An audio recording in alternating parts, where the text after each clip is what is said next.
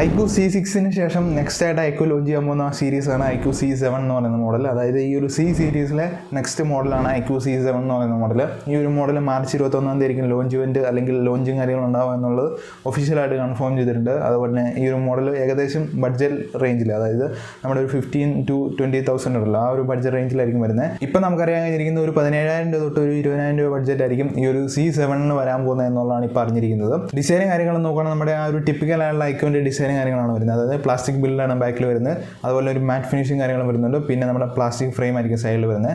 Right സൈഡിലായിരിക്കും നമ്മുടെ volume ബട്ടണും കാര്യങ്ങളും വരുന്നുണ്ട്. പിന്നെ പവർ ബട്ടണും വരുന്നുണ്ട്. ആ ഒരു പവർ ബട്ടണിലായിരിക്കും ഫിംഗർ പ്രിന്റ് സെൻസറും കാര്യങ്ങളും വരുന്നത്. 6.5 ഇഞ്ചിന്റെ ഫുൾ HD+ ഡിസ്പ്ലേ ആണ് വരുന്നത്. ഈ ഒരു പാനൽ LCD ഡിസ്പ്ലേ ആണോ അതോ AMOLED ഡിസ്പ്ലേ ആണോ എന്നുള്ളത് ഇതുവരെ നമുക്ക് അറിയാൻ കഴിഞ്ഞില്ല. ഈ ഒരു ന്യൂസിലൂടെ നമുക്ക് അറിയാൻ കഴിഞ്ഞില്ല. എന്തിനാലും എൻ്റെ ഒരു ഊഹം ശരിയാണെങ്കിൽ നമ്മുടെ iQOO C6 LCD ഡിസ്പ്ലേ ആയിരുന്നു. അതുകൊണ്ട് തന്നെ ഈ ഒരു മോഡലിലും എനിക്ക് തോന്നുന്നു ആ ഒരു LCD ഡിസ്പ്ലേ തന്നെ ആയിരിക്കും കൊണ്ടുവരാൻ പോകുന്നത്. എന്തിനാലും നമുക്കിനകത്ത് 120 Hz റിഫ്രഷ് റേറ്റും കാര്യങ്ങളും വരുന്നുണ്ട്. MediaTek Dimensity 920 എന്ന് പറയുന്ന ചിപ്സെറ്റ് ആണ് വന്നിരിക്കുന്നത്. Snapdragon 778 ആ ഒരു ലെവൽ വരുന്ന ചിപ്സെറ്റ് ആണ് എന്ന് വെച്ചുകൊണ്ട് അത്രയും ഒരു പെർഫോമൻസ് ഈ ഒരു ചിപ്സെറ്റില്ല. എന്നാലും ഓക്കെ, ഒരു ഡീസൻ്റ് ആയുള്ള ചിപ്സെറ്റാണ്. ഈ ഒരു പ്രൈസ് റേഞ്ചിൽ ഒരു ഡീസൻ്റ് ആയുള്ള ചിപ്സെറ്റ് തന്നെയാണ് വന്നിരിക്കുന്നത്.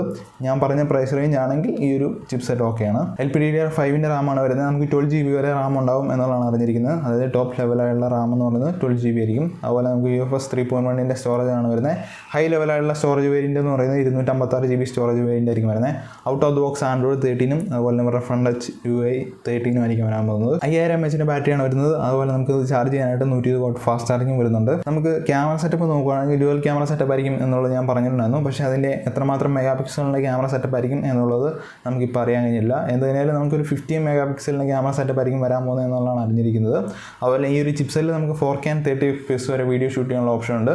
ഈ ഒരു മോഡലിലും എനിക്ക് തോന്നുന്നു ചിലപ്പം 4K കൊണ്ടുവരാൻ ചാൻസ് ഉണ്ടാവും, ചിലപ്പം കൊണ്ടുവരാൻ ചാൻസ് ഉണ്ടാവില്ലായിരിക്കും. അതുപോലെ നമ്മുടെ iQOO C7 വരുന്ന സ്റ്റോറേജ് വേരിയൻസ് നോക്കുകയാണെങ്കിൽ നമുക്ക് 3 വേരിയൻസ് ആണ് ഞാൻ വരുന്നത്. ഞാൻ ആദ്യം 12 GB പറഞ്ഞിട്ടുണ്ടായിരുന്നു. 6 GB റാമും 128 GB വരുന്ന ഒരു വേരിയൻ്റ് ഉണ്ട്. അതുപോലെ 8 GB റാമും 128 GB വരുന്ന ഒരു വേരിയൻ്റ് ഉണ്ട്. പിന്നെ 12 GB റാമും 256 GB വേരിയൻ്റ് വരുന്ന ഒരു മോഡലുണ്ട്. അപ്പം ഈ ഒരു 3 മോഡലായിരിക്കും വരാൻ പോകുന്നത്. ചിലപ്പോഴായിരിക്കും 12 GB ഉണ്ടാവുള്ളൂ. ഇത് ജസ്റ്റ് ഒരു റൂമറായിട്ട് അറിഞ്ഞിരിക്കുന്ന കാര്യമാണ്. ഈ ഒരു രീതിയിലാണ് നമുക്ക് ഓവറോൾ ഈ ഒരു iQOO C7 ഒരു സ്പെസിഫിക്കേഷൻ അറിയാൻ കഴിഞ്ഞിരിക്കുന്നത്. നമുക്ക് കുറച്ച് ഡീറ്റെയിൽസ് അറിയാൻ കഴിഞ്ഞിട്ടുള്ളൂ. കൂടുതലായിട്ടുള്ള കാര്യങ്ങൾ അറിയുന്ന സമയത്ത് ഒരു കംപ്ലീറ്റ് ആയിട്ടുള്ള ഒരു വീഡിയോ കൂടെ ചെയ്യുന്നതായിരിക്കും. ബേസ് വേരിയൻറ്റിന് നമുക്ക്, അതായത് 6 GB റാം വേരിയൻറ്റിന് ഏകദേശം 17,000 രൂപ അടുത്ത് വരും എന്നുള്ളതാണ് ഇപ്പോൾ അറിയാൻ കഴിഞ്ഞിരിക്കുന്നത്.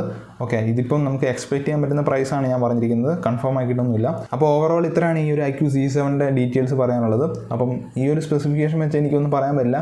എന്തിനാലും നമുക്ക് കൂടുതൽ ഡീറ്റെയിൽസ് അറിയുന്ന സമയത്ത് ഞാൻ പറഞ്ഞ പോലെ തന്നെ ഒരു വീഡിയോ കൂടെ ചെയ്യുന്നതായിരിക്കും. അപ്പം നിങ്ങൾക്ക് ഈ ഒരു വീഡിയോ ഏതെങ്കിലും തരത്തിൽ യൂസ്ഫുൾ ആണെങ്കിൽ തീർച്ചയായിട്ടും ചാനൽ സബ്സ്ക്രൈബ് ചെയ്തിടാം. അതുപോലെ എന്തെങ്കിലും അഭിപ്രായങ്ങളുണ്ടെങ്കിൽ തീർച്ചയായിട്ടും കമൻറ്റായിട്ട് അറിയിക്കാം. നമുക്ക് മറ്റൊരു വീഡിയോ കാണാം. അതുവരെ എല്ലാവർക്കും ഗുഡ് ബൈ.